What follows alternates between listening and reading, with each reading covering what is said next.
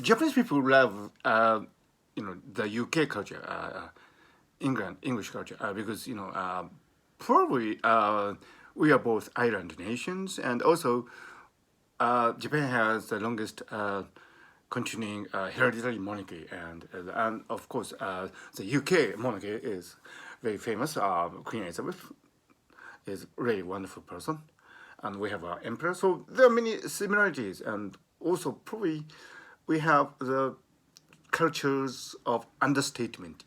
The Japanese are very reserved, so are the English people. So I think that's also a common feature too. So anyway, there are some common if points about the Japanese and UK people, and probably that's why the Japanese people have always loved to read something about UK, and so they have a long tradition of writings by Japanese authors on English culture.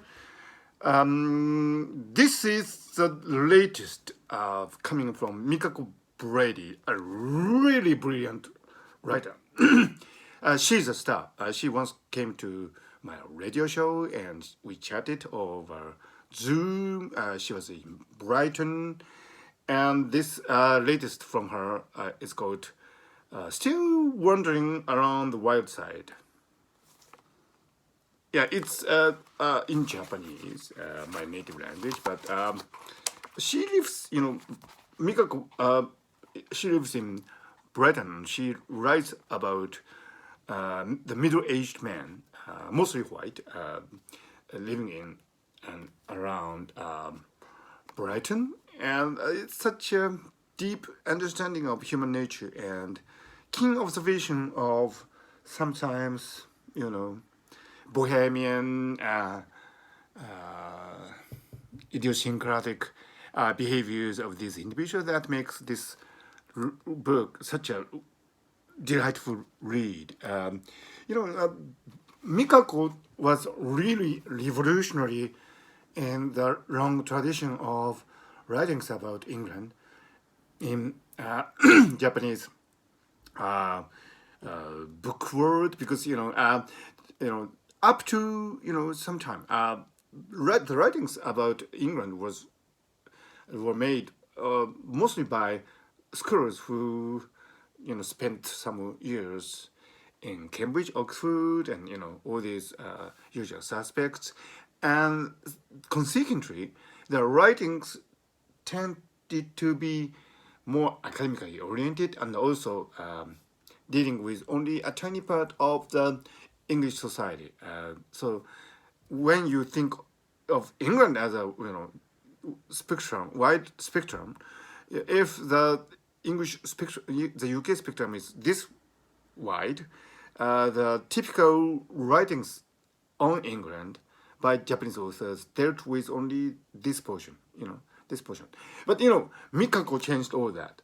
She, lives in Brighton, and she observes all these people from, original people from all walks of life, and so she has broadened the spectrum to cover, and that's really wonderful because that's England, right? That's UK. That's the United Kingdom. That's a reality.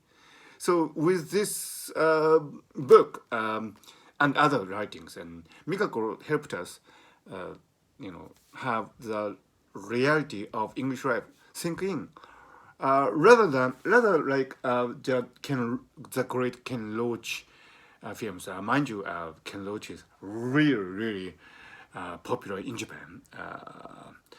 I really respect this master's films myself. So, Daniel Blake, I think that was a masterpiece, wasn't it? I mean, and Daniel Blake depicted certain realities of the UK life.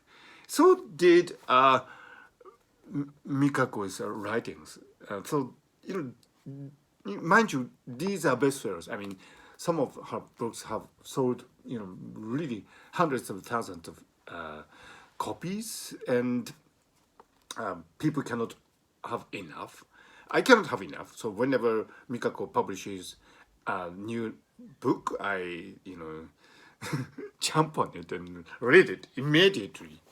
So so it's a great entertainment actually, and it's really wonderful to read about England because after all, spent you know 2 years in England doing my postdoc in Cambridge.